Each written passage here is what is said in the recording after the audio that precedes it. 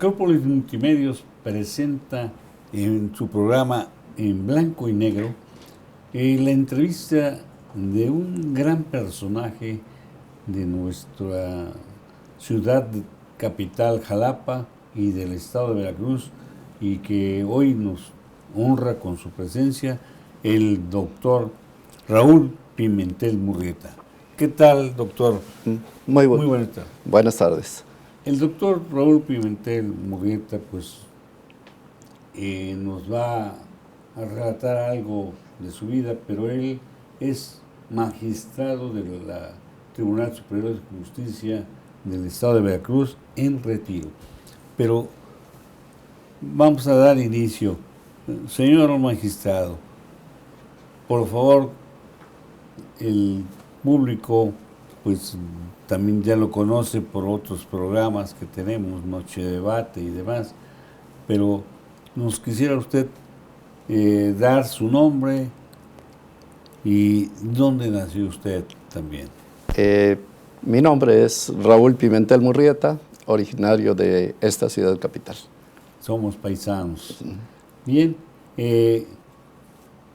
pues yo le quiero pedir al señor magistrado que si nos hace favor de relatarnos algo de sus estudios, si puede ser desde sus estudios primarios hasta todo lo que él ha tenido de estudios universitarios.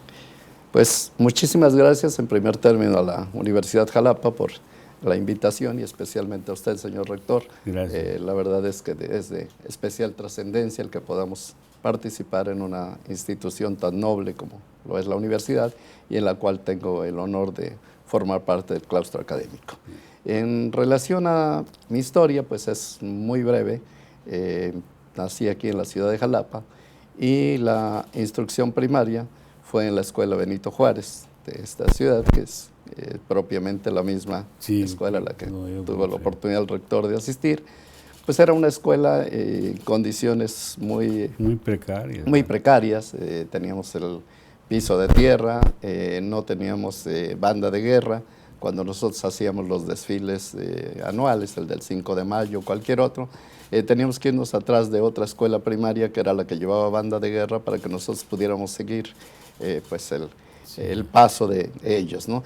Dentro de esto, ha de recordar, no teníamos ni siquiera una campana, era un riel de fierro en el cual se tocaba. Y entonces, pues la verdad es que es una institución que yo recuerdo con mucho cariño y que tuve la oportunidad hace un mes de visitar. No había yo vuelto a acudir a la escuela, ahora ya están en unas condiciones diferentes, pero finalmente fue parte de mi formación. Posteriormente, estudié la escuela secundaria en la técnica industrial número 36, aquí mismo en la ciudad de Jalapa. La preparatoria, pues en una institución que en aquella época se distinguía por tener pues ciertos principios de ideas socialistas y era cuestionada, que era el artículo tercero constitucional, de la cual, no obstante la forma en la que era ubicada, pues salieron notables personajes dentro de ella, ¿no? Y finalmente... Y podemos notar como Fidel Herrera Beltrán. Fidel Herrera Beltrán, entre otros, ¿verdad? Benítez Lucho, ¿verdad? Entonces hubo personajes que trascendieron ahí, Cetina, que era el director. Entonces, dentro de esto, pues en esa institución nos enseñaban parte de lo que era pues un mecanismo. En aquella época se hablaba un poco del socialismo y de la búsqueda de lograr pues una igualdad social. Y entonces pues nos encargaban, por ejemplo, que nosotros leyéramos el libro rojo de Mao Zedong, que era parte de esta situación, y que hasta cierto momento pues nos hacía inmersos en pensar que se podía lograr una sociedad igualitaria al paso de los años, ¿no? Tiempo después pues descubrimos que no, inclusive por ahí un filósofo señala y él dice: el joven que no es socialista no tiene corazón, pero el adulto que no es capitalista no tiene cerebro. Es decir, finalmente las condiciones van cambiando. Y dentro de ese contexto, pues acudimos posteriormente ya a la Universidad Veracruzana, a la Facultad de Derecho, en la cual pues tuvimos la oportunidad de cursar y concluir dentro de esta institución.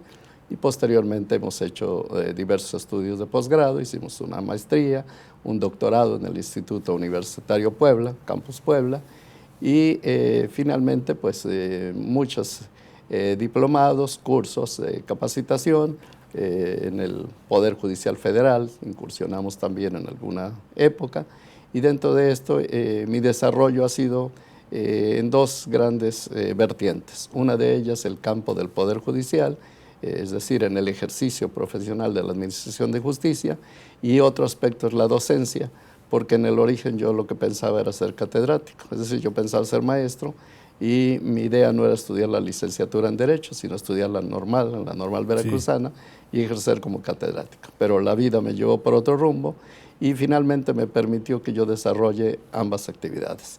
Y ahora dentro de esto, pues también tenemos la oportunidad de que formamos parte ya de la Academia Nacional e Internacional de Poesía, y pues ahora andamos en un rumbo diferente, pero que finalmente todos ellos son de servicio a la sociedad y pues la búsqueda de difundir la cultura entre la sociedad veracruzana. Bien, doctor, usted ingresó al Poder Judicial del Estado de Veracruz desde, ahora sí, desde cuál fue su posición primera. En 1972 yo ingreso al Poder Judicial el 1 de abril de 1972, estando de presidente del tribunal el licenciado Aureliano Hernández Palacios, que era un hombre que formaba parte de la academia, del Real Academia Española, entonces un hombre con un gran talento, una gran cultura, y dentro de él pues empezamos a forjarnos en ese concepto. En alguna ocasión pues llegaba uno con cierto... Permítame decir, y destacado porque él era de la Sierra de Songolica. Era de la Sierra de Songolica, pero era un hombre que llegaba uno con cierto temor a verlo, y dice, bueno, es que venía yo a verlo. Decía, ¿venía usted o viene? Porque si venía usted ya se puede ir. Entonces, pues siempre nos guió por el concepto de la cultura. En alguna ocasión me pidió que yo le hiciera pues un aviso para la dependencia. Y en aquella época con unas letras se entintaban y hacía uno el aviso. No me cabía el texto completo y puse Aureliano Hernández P. Y entonces cuando lo puse me dijo, oiga, no, yo puedo no tener padre, pero madre sí tuve. Entonces, bueno, finalmente era parte de la formación. Sí. Yo empecé como escribiente del Tribunal Superior de Justicia en 1972. De ahí continué ya mis estudios y en 1980 me recibo como licenciado en Derecho. Y ya bajo este rubro, el presidente del tribunal en turno, que ya era en este caso el licenciado Luis Martínez Almendra, me invita a colaborar como juez municipal en Emiliano Zapata, Dos Ríos, y me dice, para el efecto de que usted pues pueda desenvolverse, va a seguir trabajando aquí en la institución en la tarde y en la mañana como juez municipal. Y entonces yo desarrollaba esa doble función. Así estuve de 1980 a 1984, y posteriormente ya me dieron la oportunidad de fungir como secretario de juzgados de primera instancia, iniciando en Córdoba, Veracruz, y así recorrí distintos lugares. Pasa el tiempo y en 1987 paso a ser juez de juzgados menores. En esa época había juzgados menores. Mi primer juzgado fue en San Andrés Tuxtla, luego estuve en Coatzacoalcos, y en 1990 asciendo a juez de primera instancia. Entonces, el lugar donde fui asignado fue Guayacocotla, que era un sitio...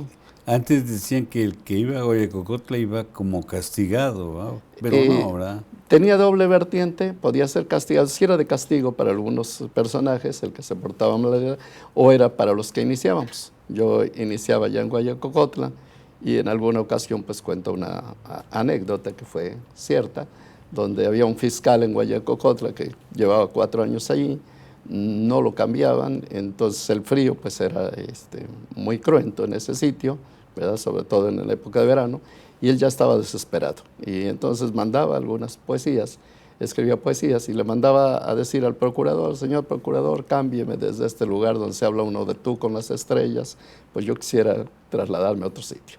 Pasaba el tiempo y no lo cambiaban, y finalmente, después de 4 años lo cambian.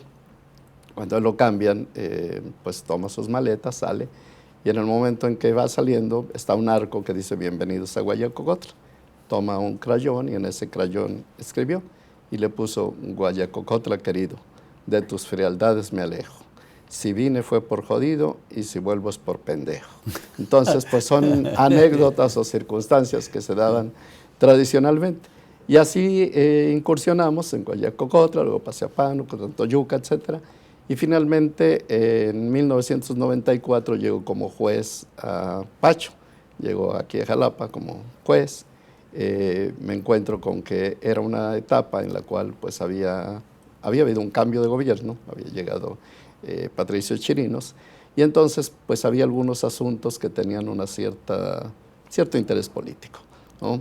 Y entonces pues era difícil el juzgado, porque había muchos intereses creados, muchas dificultades, y realmente pues era complicado, era muy visibilizado lo que pasaba en ese juzgado. Pero finalmente yo no venía tan a gusto por eso, porque eran asuntos donde tenían más carácter político que jurídico, que ahora son mucho más todavía que antes, ¿verdad? Pero en esa época había algunos estigmatizados. No venía yo tan a gusto, pero finalmente estuve ahí y me permitió que pues al resolver esos asuntos, salir adelante, tuviera la oportunidad de haber sido designado el mejor juez para el Estado de Veracruz, el mejor servidor público del Estado de Veracruz, y que en 1996 tuviera yo la oportunidad de ascender a magistrado del Tribunal Superior de Justicia. ¿Cuándo le informan a usted que va a ser magistrado? A mí me piden, el señor presidente del tribunal, que era el licenciado Julio Patiño Rodríguez, a quien yo estimé muchísimo, un gran jurista, más que jurista, era un gran político, era excelentísimo político, había sido senador, había sido asesor jurídico de la presidencia de la República. Entonces, un día me llama y me dice: licenciado, quiero que me traiga usted su currículum, hay un espacio en la magistratura, hoy en la noche me voy a entrevistar con el señor gobernador para algunas cosas, lo voy a proponer a usted. Dice: si está usted al pendiente, no le comente nada absolutamente a nadie, porque esto pues no es fácil que se dé y hay muchos intereses creados, pero esté usted al pendiente mañana. Si antes de las 12 del día le hablan, es que va usted a venir al Congreso a protestar el cargo. Si no le hablan, es pues porque no se pudo. Entonces, pues no le comenté absolutamente a nadie. Yo llegué el otro día a trabajar y ya a las 11 de la mañana me llaman y me dicen: lo estamos esperando aquí en el Congreso. Vine y tomé protesta del cargo y después me dijo el presidente del tribunal: mire usted, lo que pasa es que había muchos intereses, había mucha gente que quería llegar. Yo era muy joven en esa época, ¿verdad? Tuve 27 años de magistrado, entonces llegué muy joven y me decía, había quienes decían que pues había otros con más merecimientos, que tenían más años de carrera judicial, pero a mí usted me parecía el mejor. Dice: y jurídicamente me podrán enseñar mucho, pero políticamente no. Por eso es que su nombramiento fue de un día para el otro, antes de que pudiera haber alguna situación especial. Me permitió llegar en el 1996, me permitió que formáramos en 1997 el primer Consejo de la Judicatura del Poder Judicial del Estado. No existían los consejos, habían sido creados por Ernesto Zedillo en 1994. Y entonces dentro de esto pues nos tocó toda una lucha. Lo que ahora el Consejo tiene ya una estructura, una formación y un poder, pues en esa época no existía. ¿Y tenía su cargo, estaba en alguna sala? Yo estaba en una sala penal, y de ahí paso a ser consejero de la Judicatura, primer integrante del Consejo, y pues con notables dificultades, porque ahora, por ejemplo, se habla de que el Consejo de la Judicatura tiene un fondo auxiliar, ¿verdad? Un fideicomiso, a través del cual pues tiene, cuando nosotros lo dejamos esta segunda vez, tenía 500 millones de pesos.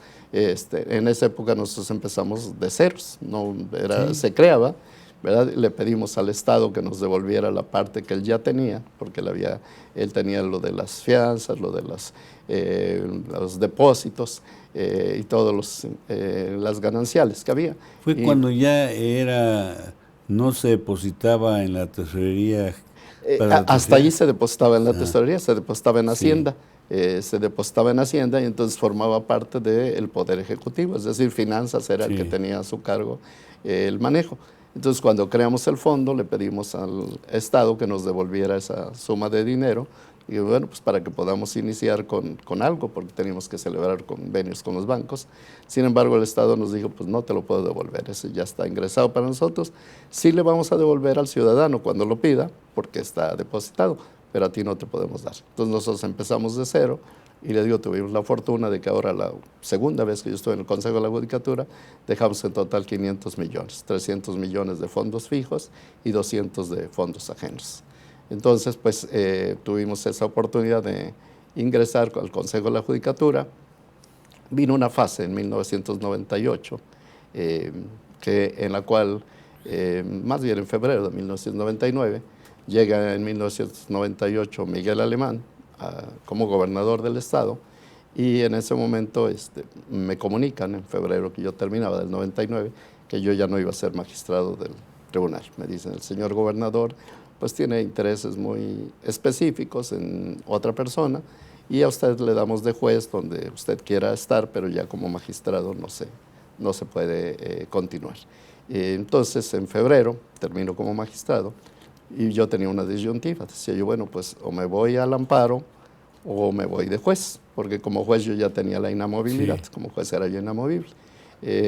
Pero finalmente dije, si yo doy clases de amparo, que por cierto ya daba yo amparo aquí en la sí. Universidad de Jalapa, dije, ¿cómo le voy a decir a mis alumnos que el amparo es el mecanismo idóneo para proteger en aquella época las garantías individuales, ahora derechos humanos? ¿Cómo les voy a explicar eso? Y cuando me digan, oye, ¿y usted por qué no se defendió? Entonces decidí irme al amparo, me separé del Poder Judicial y me invitaron a trabajar al Poder Judicial Federal. Yo me fui al primer tribunal colegiado en materia penal como secretario de Estudio y Cuenta. Estuve 11 meses laborando allá, ya tenía yo una base, y finalmente ganó el amparo y me restituyen como magistrado. ¿Y pues, cuál era su posición allá en el Tribunal Federal? Secretario de Estudio y Cuenta. Ah, el magistrado, estaba yo bajo la ponencia, el magistrado José Pérez Troncoso en la materia penal. Sí.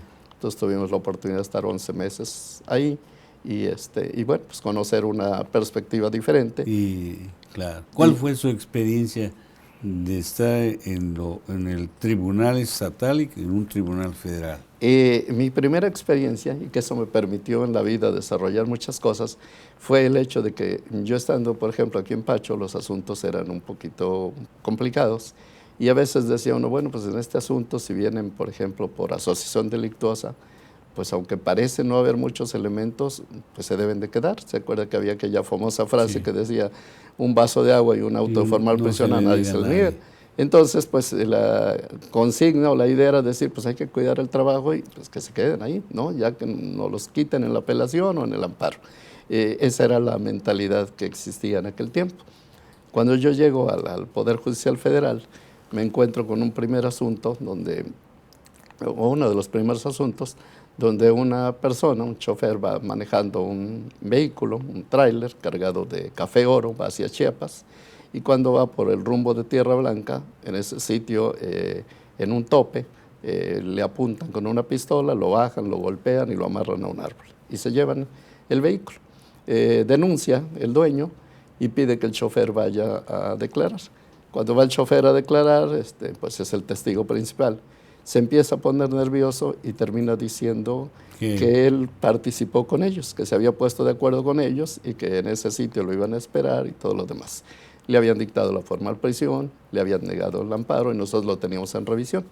Y le digo al magistrado, oiga magistrado, tengo este asunto y fíjese que para mí pues debemos concederle el amparo porque cometieron un error. Él fue a declarar como testigo, en ese momento confesó y no le asistieron de defensor. Por lo tanto, su confesión no tenía ningún valor jurídico. Es decir, no obstante que parecía real, pero no estaba debidamente sustentado. Y le digo, pues mire, tenemos el problema de que lo único que hay en su contra es su confesión, pero su confesión está viciada y es nula. Le digo, pero también quiero decirle que el delito que se le atribuye a él, pues es el robo de un tráiler cargado de café oro, que es una cantidad millonaria. Millones de pesos. Y me dijo el magistrado, yo le quiero comentar a usted algo. Aquí usted no viene a ver cantidades, usted viene a ver actos de autoridad. Si la autoridad se equivocó, fue problema de ella. Lo que nosotros revisamos es los actos de la autoridad. Si ella vulneró derechos, hay que conceder el amparo. No importa si es 1 millón, son 100 millones o son 10 pesos. Dice. Entonces fue mi primera experiencia para entender que realmente no tenía yo que ver el aspecto desde el concepto de un cuidado social o político, sino desde un contexto jurídico para verdaderamente administrar una justicia de manera adecuada. Sí. ¿Y cuál ha sido el asunto o juicio que le tocó a usted en ambos tribunales más difícil?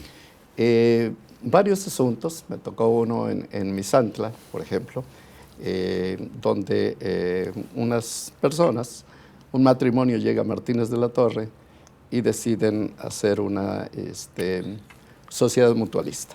Y en esa sociedad mutualista, dicen ellos, empiezan a invitar a un grupo de personas, hacían unas reuniones de té en las noches con un grupo de alto nivel. Y dentro de esto, pues lo que hacían era que los invitaban a participar. Dicen, oiga, ¿por qué no participamos dando 2 millones de pesos? En aquella época estamos hablando de viejos pesos. Dice, y ustedes tienen que traer a 2 personas que también introduzcan 2 millones cada una, que fue lo que se volvió las famosas pirámides. Sí. Y entonces invitan a participar, les empiezan a dar a los primeros y llegan a tener 8,000 personas registradas, es decir, 16,000 millones de pesos. Y un día determinado desaparecen del lugar y se llevan todo el dinero. Entonces, finalmente, pues este es un problema social muy grave, porque genera la particularidad de que la gente pues se volca cuando ya sabe que no hay dinero, llegan a la casa donde ellos habitaban, rompen todo, lo destruyen y finalmente formulan la denuncia correspondiente. Pasan 2 años y a los 2 años detienen a esta señora, a una de los artífices del hecho. No, ese también me tocó, pero aquí en Jalapa. Sí. Ese fue en Jalapa, aunque doña Dulce María también era de Misantla. Sí. No, este es un caso donde eran 8,000 personas, eran 16,000 millones de pesos. Ay. Y cuando la señora la detienen, ella dice, pues yo no defraudé a nadie. Si yo nunca, dice, el fraude es la maquinación o el engaño o el artificio, aprovechándose del error para obtener alguna cosa. Yo no llamé a nadie, la gente venía solita y era la que daba el dinero. Y me invocan una tesis de la Corte, donde la Corte ya se había pronunciado por decir que en las pirámides no había fraude. Decía, no hay fraude porque lo que hay es una codicia colectiva. A nadie puede dar 2 millones y que le den 8. Es decir, eso no tiene ningún sentido, es una codicia, eso no es engaño.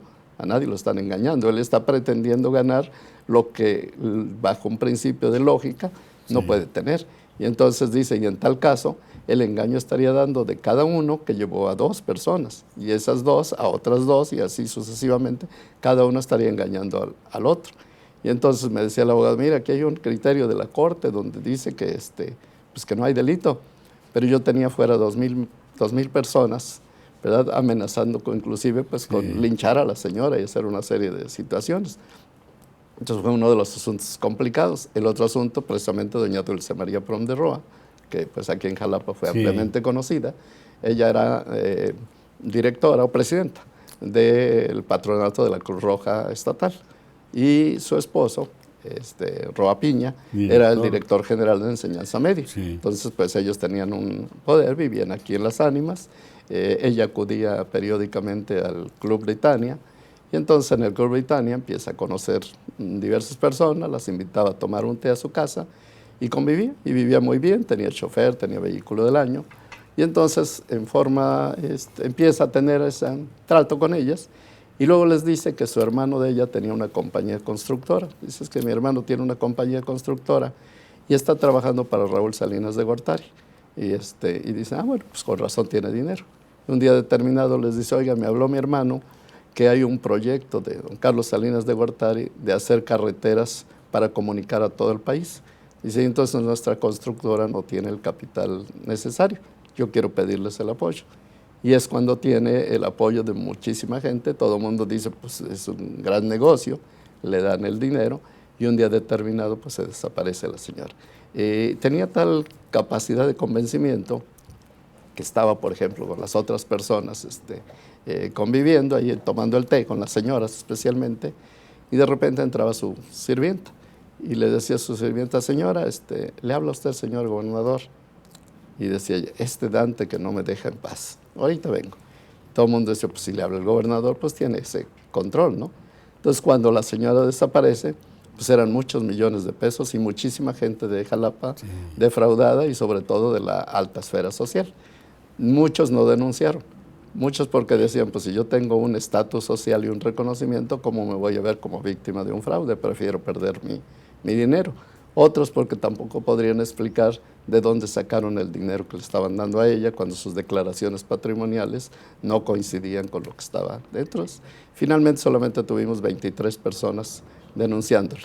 Pero dentro de esto, pues fue un asunto que tuvo un gran relieve a nivel nacional y demás, y que pues también me tocó hacer la sentencia condenatoria. Y como esas, pues muchísimas otras, ¿no? Pero, doctor Pimentel, vamos a ir a un corte que es breve y regresamos.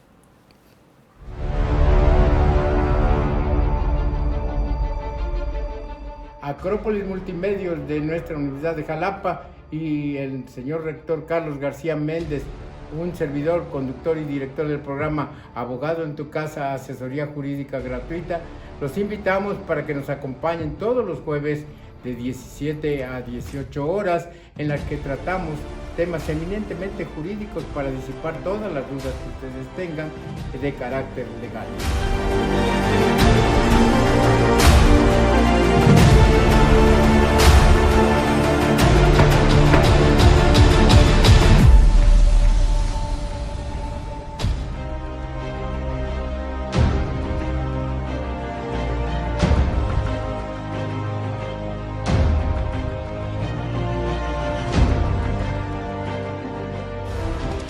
Las actividades académicas presenciales dentro del campus se llevarán a cabo considerando las estrictas medidas de higiene que socialmente se han venido atendiendo.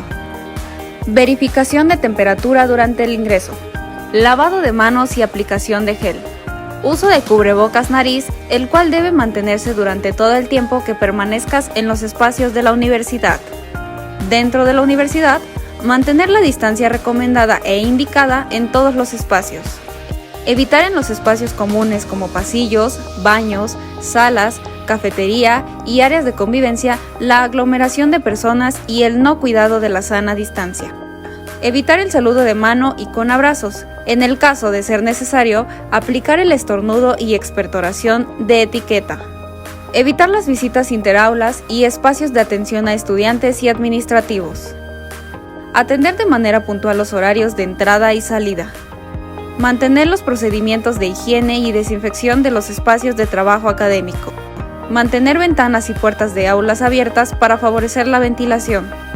Estamos preparados y listos para seguir cuidando tu salud y la de tu familia, y sin duda, para mantener la continuidad académica con calidad, con la convicción de directivos y profesores que tu aprendizaje y formación profesional es nuestra prioridad.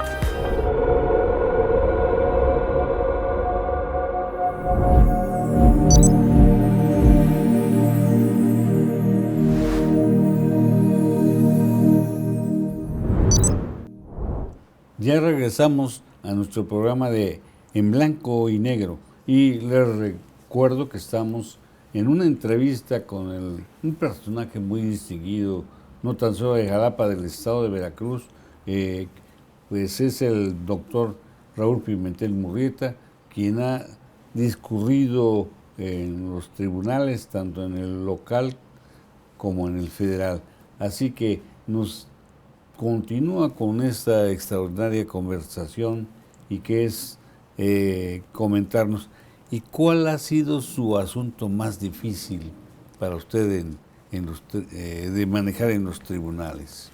Han sido distintos asuntos porque cuando pasa el tiempo uno ya lo ve de manera muy sencilla, pero hay momentos donde la problemática social es enérgica, donde hay una sociedad que se pronuncia o a veces un prejuzgamiento. Los medios periodísticos ya sacan que alguien es culpable o es inocente y de repente resulta que cuando uno tiene que resolverlo, pues la situación es diferente a la que se le está dando a conocer a la opinión pública. Y entonces dice uno, bueno, ¿aquí qué hago con este asunto, no? Si lo resuelvo apegado a derecho, me encuentro con un problema social muy serio. y si de alguna manera me voy por el contexto de la sociedad, de darle a la sociedad pues la razón en lo que están diciendo, mi conciencia no va a ser la adecuada, ¿no?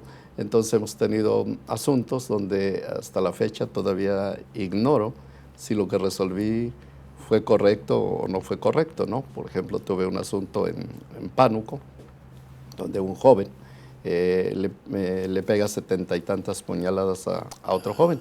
Están conviviendo, ellos están 3 jóvenes en lo alto de una casa, toman cervezas y licor, y pues le pegan las puñaladas a viene el otro compañero y dice, pues yo había ido al sanitario, cuando regresé, Andeiro se llamaba este muchacho, dice, le estaba pegando de puñaladas. Dice, y yo le digo, oye, ¿qué estás haciendo? No, porque ya me había hecho varias cosas. Dice, y me dijo, pero aquí vamos en el mismo barco, así es que vámonos. Dice, nos fuimos, pero yo lo que vine es a denunciarlo.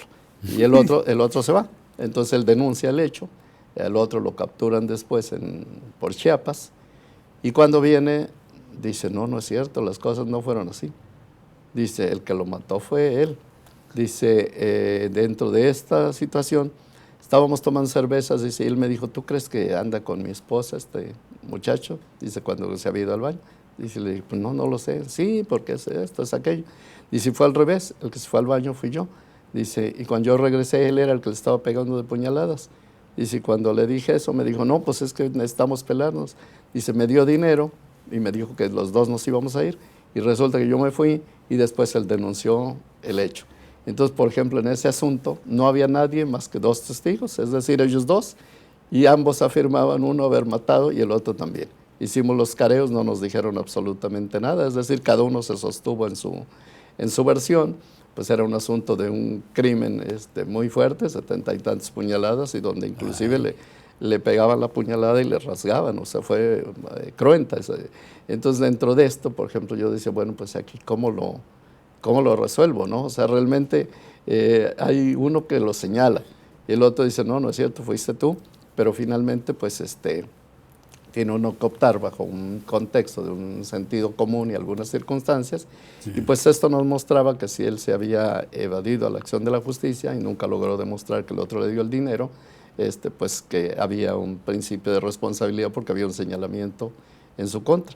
Pero finalmente, por ejemplo, en ese asunto, todavía me queda la duda si verdaderamente fue o no fue, y estábamos hablando de un homicidio extremadamente fuerte, pero cuando hay deficiencias en la investigación, le genera una problemática al juez. A veces dicen, bueno, es que el juez lo puso en libertad. Sí, pero muchas veces lo puso en libertad no porque él quisiera, sino porque las deficiencias en la investigación generan esa situación. Cuando no se hace, por ejemplo, en los lugares como en Pánuco, Guayacocotl, etcétera, que no tenían ni siquiera unos servicios periciales confiables, pues era mucho más difícil. O sea, aquí en Jalapa, bueno, pues una prueba de ADN, una prueba hemática, ¿verdad?, o de cualquier naturaleza, una prueba de Walker, si es arma de fuego, pues nos puede llevar a una verdad, pero en esos lugares no. Entonces hay asuntos verdaderamente difíciles y en los cuales después de resuelto, todo uno se queda con la duda. ¿Y si lo finalmente hizo bien, ¿no? ¿Cómo resolvió ese asunto? Le dicté sentencia condenatoria, la confirmaron, pero insisto, todavía hasta la fecha a mí me queda la duda si verdaderamente fue o no fue. Es decir, hay asuntos que están planteados de esa manera, o en otras ocasiones en las cuales la defensa es tan deficiente que uno siente que la persona pudo no haber sido, pero que finalmente la involucraron, ¿no? Recuerdo un caso en Tantoyuca donde una persona la detienen porque pidió una suma de dinero, es decir, extorsionó a alguien y luego mandó una carta pidiéndole la suma de dinero, ¿verdad? No se la dan, y finalmente ante esa extorsión él le dice a esa persona que lleve el dinero a un lugar, lo lleva y cuando él va por el dinero ahí lo captura. Y entonces pues me lo consignan por tentativa de extorsión porque no logró agarrar el dinero y pues le dictó una sentencia condenatoria. Pues porque para esto pues él confiesa, ¿verdad? Él dice, bueno, sí, yo hice esto, dice, mandé la carta, la compré en una papelería que se llama Tony, dice, la hice en una máquina de escribir letera 36, dice, letera 32, dice, en Poza Rica, mi hermana tenía una máquina, Y en esa la escribí y hice el todo. Van, recuperan la máquina, hacen una carta igual y la presentan y son igualitas, ¿no? Pues ahí está, recuperamos la máquina, la carta, existe la papelería, existe la confesión de él. Entonces le dicto sentencia condenatoria. Cuando pasa el tiempo, me invita a la familia de él a comer a su casa y me dice su papá, ¿lo invitamos a comer? Le dije, no, pues yo no acostumbro. No, pero vaya usted, y lo invitamos con el personal. Fuimos y me dice, mire, yo nomás quería para decirle que mi hijo es inocente. Ya no nos interesa porque ya fue sentenciado, ya compurgó la pena porque la podía sustituir económicamente, como era tentativa, pero que no se quede usted con la idea de que él es culpable. Y le digo, bueno, pues es que todo me lo muestra. Y platícale, hijo. Y me dice el muchacho, mire usted, yo ese día iba para mi trabajo, iba pasando, me detuvo la policía y me llevó a la ciudad de Jalapa. Y en Jalapa me dijeron, ¿tú fuiste el que cometió esto? No, yo no sé absolutamente nada. Dice, me colgaron, dice, con unas cadenas, lo alto, tocando solamente con las puntas del piso, y una persona con una toalla mojada me golpeaba en el estómago. Dice, y me dicen, ¿tú fuiste? No, yo no fui. Dice, de repente me desmayé, me bajaron. Cuando me desperté es porque me estaban echando un cubo de agua helada. Dice, ¿y me vas a confesar? Pues sí, confieso, ¿no? Dice, entonces confesé y me dijeron, ¿un negocio que haya cerca de tu casa? Pues tal. ¿Alguien que tenga máquina de escribir? No, pues yo no tengo. ¿Algún familiar? Pues mi hermana que está en Poza Rica. Se fue a traer la máquina. Le digo, pero es que las cartas eran igualitas. Dice, porque desaparecieron la otra, hicieron 2 cartas en la misma máquina y entonces pues eran iguales. Dice, por ese motivo. Y realmente llegué a la conclusión, por ejemplo, que yo había dictado una sentencia condenatoria a alguien que era inocente, pero no se pudo defender.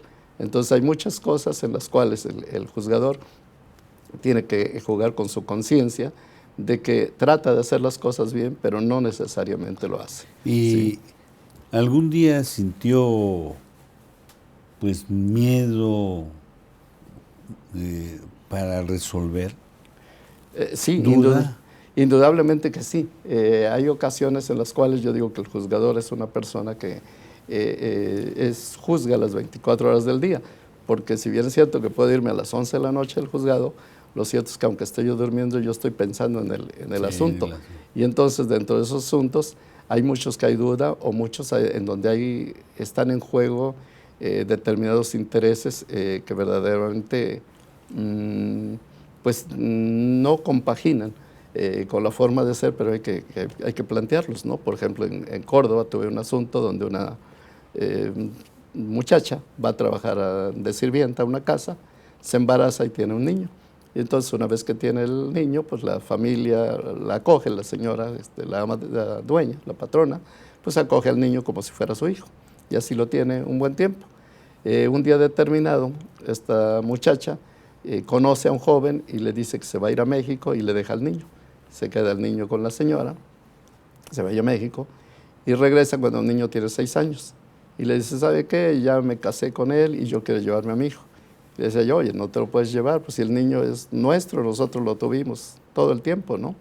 Le dice, no, pues me lo da usted, pues que no te lo puedo dar, y si este niño nosotros lo criamos todo el tiempo, lo hemos mantenido, hemos hecho todo, pues la denuncia penalmente por retención indebida de menores, porque lo estaba reteniendo sin que tuviera ningún derecho. Procesamos a la señora, la sentenciamos y se le condena a la entrega del menor. La señora dice, yo al menor no lo entrego, yo mejor cumplo mi condena en la cárcel. La detienen, ya estamos hablando de una señora de 60 y tantos años, y la cual decía, pues es que yo no puedo entregar al niño. Fue su hija y me dijo su hija, ¿sabe qué? Al niño lo vamos a entregar. Mi madre no puede estar en la cárcel, ¿verdad? Hay modo de que se sustituya la pena, pero tiene que reparar el daño, regresando al niño. Entonces, por ejemplo, en ese caso, pues entregó al niño a la madre. El niño no se quería ir, obviamente, porque pues ni la conocía realmente. Sí. Y la señora, cuando salió de la cárcel, pidió hablar con esta muchacha y le dijo, mira, te pido un favor, me estás causando el daño más grande del mundo porque para mí era mi hijo. Y quiero decirte que me metiste a la cárcel, me lo quitaste, me hiciste una serie de cosas y no quisiera saber de ti. Pero si un día el niño llega a tener un problema de carácter económico, de carácter de salud, no dudes en buscarme. Yo te voy a apoyar en todo lo que sea, no por ti, sino por el niño. Entonces eran actos, por ejemplo, que de alguna manera dolían, eran sentencias que había que ejecutar, pero en las cuales jurídicamente eran así, pero laceraban en el aspecto moral. ¿Y alguna vez hubo presión que algún funcionario de mayor jerarquía le quisiera imponer o recomendar que liberara o dictara sentencia acusatoria?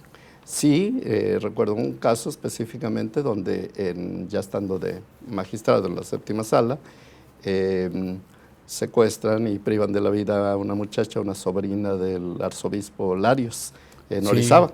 Fue un asunto la hija del ingeniero. Fue un asunto muy relevante.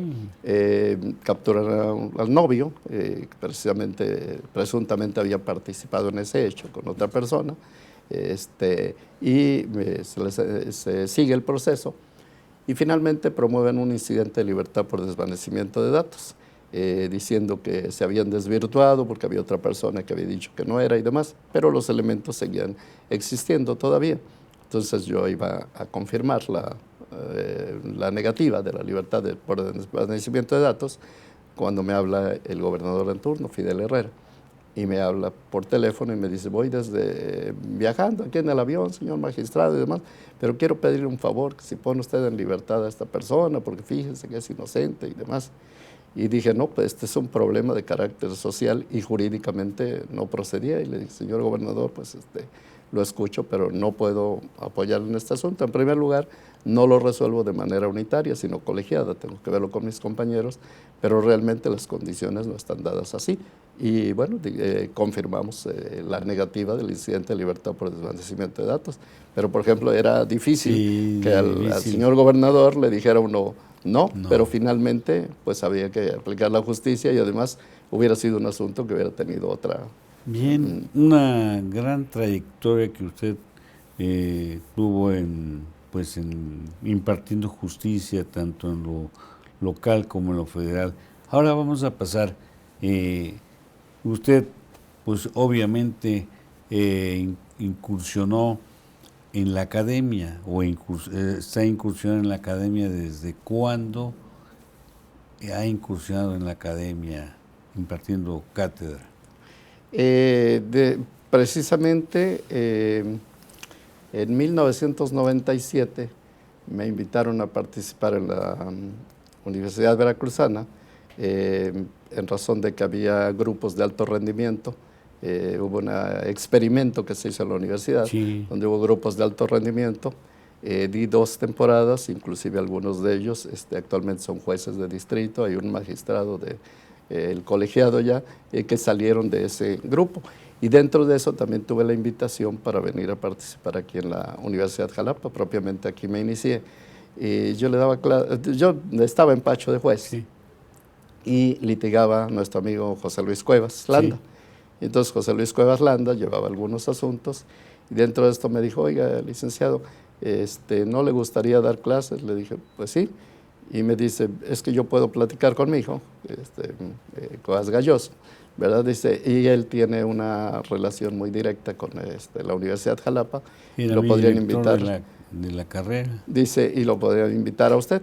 Entonces yo vine aquí a la universidad, empecé a dar clases, estaba el maestro Villarnovo, entre otros también, encargado del área de titulación y demás, y estuve dando clases con ustedes. Desafortunadamente en el 99 es cuando digo que no me ratifican como magistrado y yo me tengo que ir al Poder Judicial Federal a trabajar a Veracruz, a Boca del Río, y dejé ya la cátedra. Y posteriormente, pues cuando regresé, seguí continuando. En la Universidad Veracruzana ya me retiré precisamente con la jubilación de magistrado, pero aquí con ustedes pues tengo... Usted el favor. Oiga, doctor, ¿tiene obra escrita? Sí, tenemos diversos textos jurídicos especialmente. Hemos hecho algunos, el penúltimo que hicimos, que precisamente el doctor Vázquez Azuara fue el coordinador de esa obra, que se llama Paradigmas del Derecho en el Sistema Acusatorio Adversarial, que nos la editó Porrúa. Tengo varios textos que hicimos en coparticipación con nuestro amigo José Lorenzo Álvarez Montero. Debemos haber hecho 5 libros más o menos en conjunto. Y sí hemos hecho distintos ensayos. Como director de la revista jurídica he publicado muchos trabajos hechos al particular, y entonces sí tenemos alguna actividad literaria, jurídica. Doctor, ¿cuál es el autor de libros de derecho que más le llamó la atención? Como a mí me gustaba el amparo, realmente yo me formé mucho con nuestro amigo Ignacio Borgoa Orihuela. Era un personaje que a mí me fascinaba, porque ustedes inclusive lo trajeron aquí a dar algunas conferencias. Aquí daba clases. Entonces tuve la oportunidad de compartir con él algunos puntos de vista, algunas ideas, no obstante de las diferencias de edades, pero había cosas que me fascinaban de él, y que él me decía: no crea usted todo lo que existe en materia de amparo. Él decía, pues si él es el padre del amparo, ¿no? Sí. Me decía, no, mire usted, el derecho no es lo que parece. Dice, le voy a poner a usted un ejemplo. Me decía, dice, en 1994, dice, matan a Luis Donaldo Colosio. Le dije, pues sí. Dice, bueno, en ese momento recordará usted que el 1 de enero de 1994 se forma el Ejército Zapatista de Liberación Nacional. Le dije, pues sí. Dice, bueno, vea usted esto. Se forma el Ejército Zapatista. Dice, el presidente de la República, que era Ernesto Zedillo, nombra a la COCOPA, la Comisión de Investigación de la Verdad y demás, de pacificación. Dice, y celebran un convenio con el Ejército Zapatista de Liberación Nacional. Dice, lo firman y ya queda que el ejército no se va a meter, el zapatista y demás. Dice, yo quisiera hacerle a usted varias referencias. La primera de ellas, la Constitución, ¿cuántos ejércitos nos habla? Dije, bueno, pues uno, el ejército, ¿verdad?, de la Secretaría de la Defensa Nacional. Y entonces, ¿cómo el Estado va a celebrar un convenio con otro ejército si la Constitución solamente da uno? Dice, segundo aspecto, celebran un convenio, facultan a alguien a nombre del Poder Ejecutivo, pero lo celebra con un encapuchado. Dice, el subcomandante Marcos era un encapuchado. Dice, cuando el santo luchaba, iba a apostar su máscara, iban a una notaría. Dice, don Salvador Lutero los llevaba a una notaría y decía, el santo es que vengo como el santo. No, se quita usted la máscara, me enseña su credencial de elector y firma usted con su nombre, ¿no? Que era Rodolfo.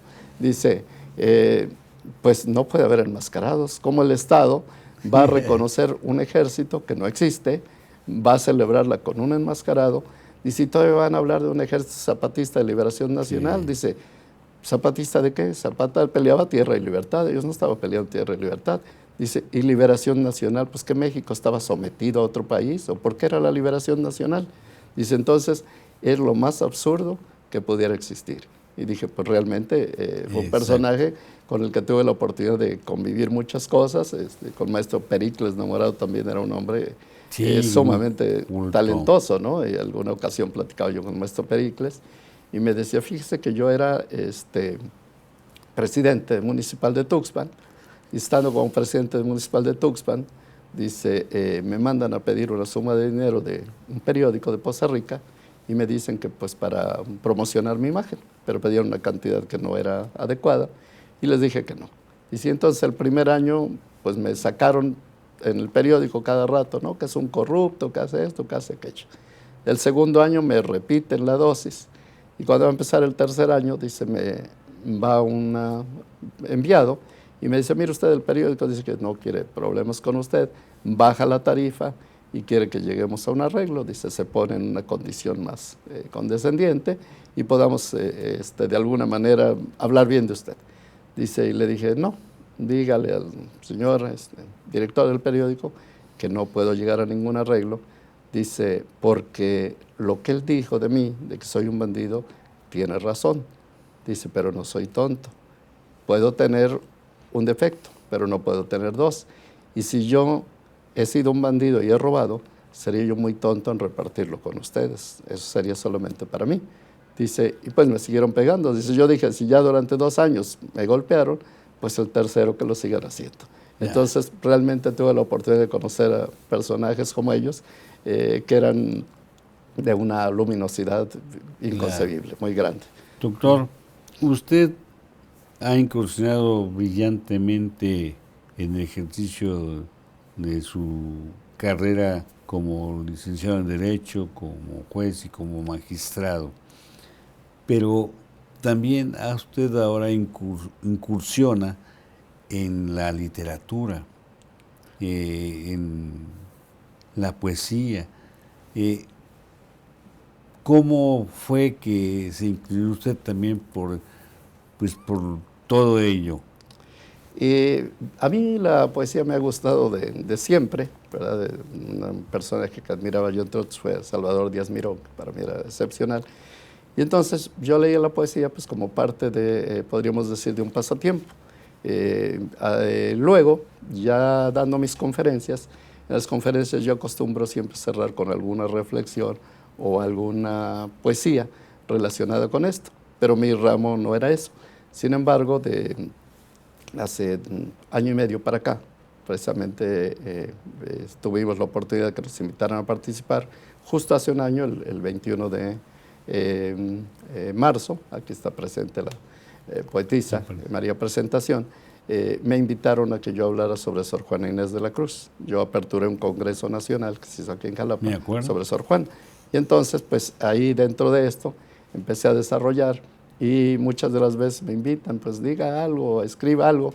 Y yo les digo, pues yo no soy poeta, yo soy jurista, pero finalmente me he identificado plenamente con ellos. Ahorita venimos la semana pasada estuvimos en Puebla, pues me invitó la maestra María Teresa, que es Tamariz, donde me invita a participar para que presente yo un libro en Puebla. La semana pasada lo presentamos ante 500 personas en el auditorio de la Escuela Normal de Puebla.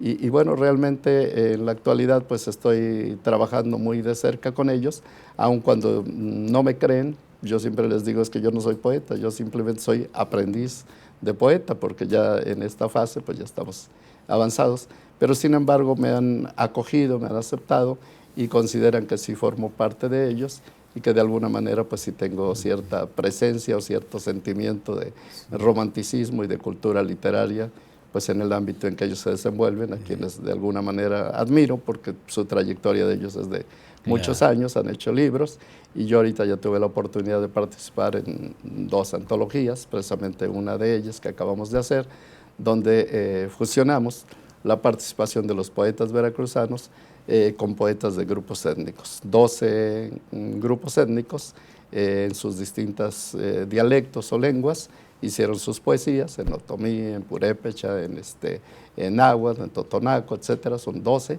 o poluca, y hacen su poesía, se traduce al español, y luego viene la parte de los poetas veracruzanos. Me invitaron a participar y estamos dentro de ese hermoso libro, que es la primera vez que se hace una fusión de poesía entre grupos étnicos y citadinos urbanos.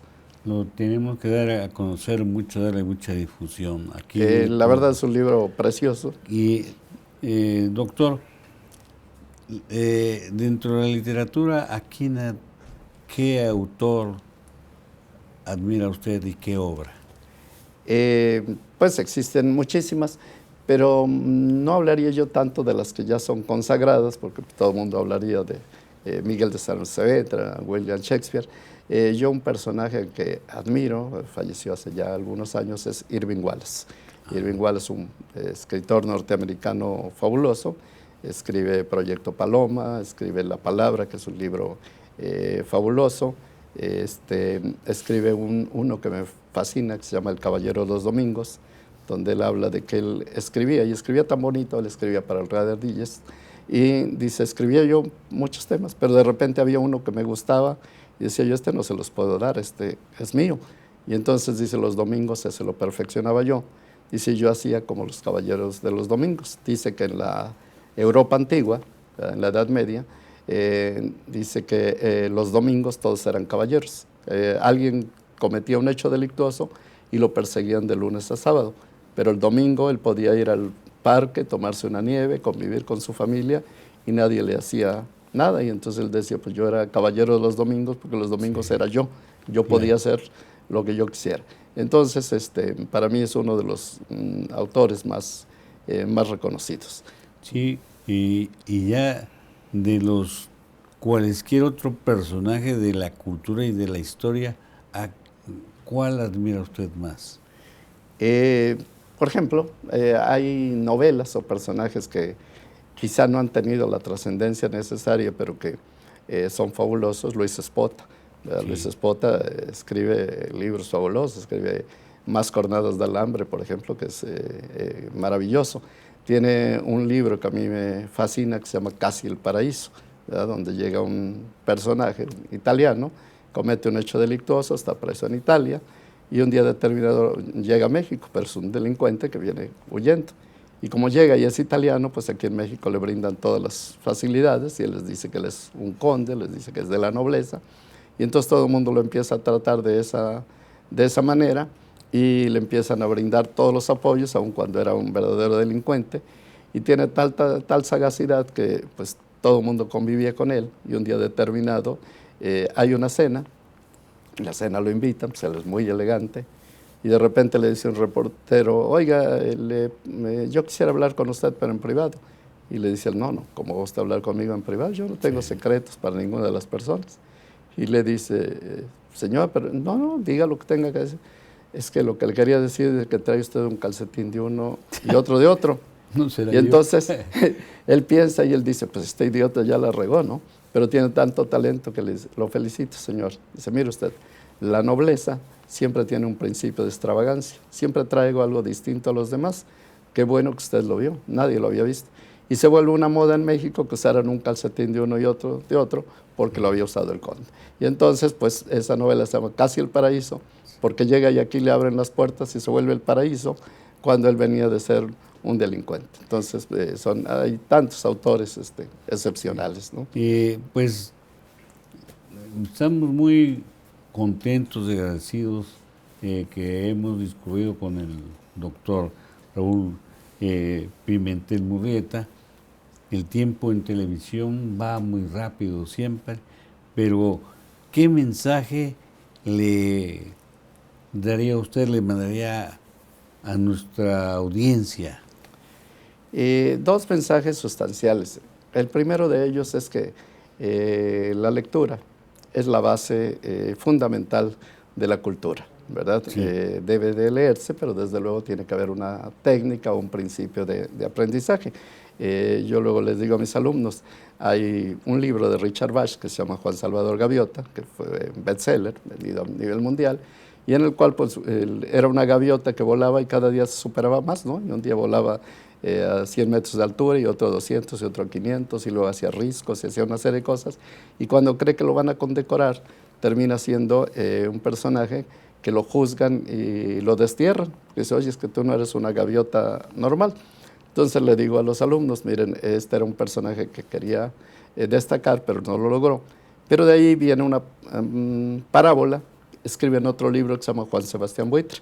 Y Juan Sebastián Buitre es un buitre que vuela muy alto por la visión que tiene. Él les dice a los demás, miren, yo veo a 500 metros un periódico y puedo ver ahí, leer 100 palabras por minuto. Y luego lee 200 palabras por minuto, y luego 500, y luego lee 1000 palabras por minuto. Y dice, oye, es fabuloso lo que hace, ¿ya no lo podrías explicar? No, pues eso sí no, yo leo muy rápido, pues no lo entiendo. Entonces, pues el primer mensaje sería que hay que leer, pero hay que saber lo que se lee. Y el segundo aspecto, se ha hablado mucho del Día Internacional de la Mujer. Dice, bueno, pues la mujer debe de ser de alguna manera bajo un principio de igualdad, debe respetársele, debe ponderársele. Sí. Y yo hablo de dos aspectos. En Puebla, la semana pasada yo hablaba y decía, ojalá y un día no tengamos que hablar del Día Internacional de la Mujer, tengamos que hablar del Día Internacional de la Fraternidad. Ojalá y algún día nos podamos entender como hermanos, como personas que vivimos un breve tiempo dentro de este mundo y dentro de él entender que lo único que tenemos que buscar es el principio de la felicidad. Y la felicidad no se logra más que cuando podemos entender a todas las demás personas que conviven con nosotros. Ayer un filósofo escribía algo muy sencillo, que lo escribió hace muchos años, pero se publicita ayer, donde él dice, la mujer no puede pedir la igualdad con nosotros Dice, porque ella es superior. Dice, nosotros le damos un esperma y ella nos da un hijo. Nosotros le damos una casa y ella nos da un hogar.